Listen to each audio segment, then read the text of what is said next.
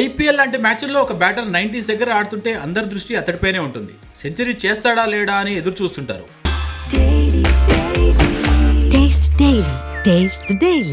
కానీ సంజు శాంసన్ మాత్రం అక్కడ కూడా తన గురించి కాదు టీం గురించి ఆలోచించాడు.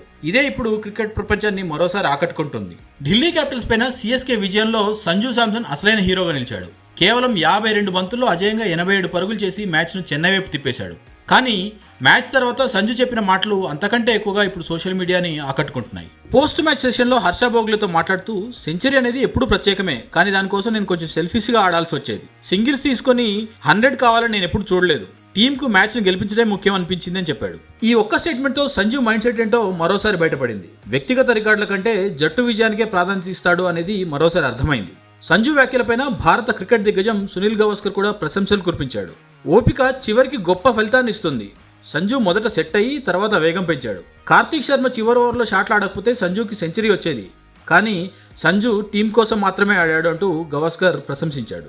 మరో దిగ్గజ క్రికెటర్ వీరేంద్ర సెహ్వాగ్ కూడా సంజు ఆటతీరులో వచ్చిన మార్పును ప్రత్యేకంగా మెచ్చుకున్నారు.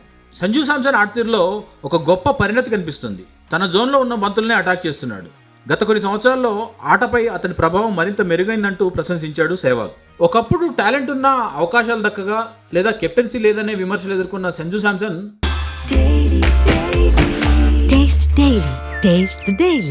ఇప్పుడు మాత్రం పరిపక్వత, బాధ్యత, మ్యాచ్ అవేర్నెస్తో పూర్తి లీడర్లా కనిపిస్తున్నాడు. సెంచరీ మిస్ అయింది కానీ కోట్ల అభిమానుల గౌరవం మాత్రం గెలుచుకున్నాడు సంజు శాంసన్.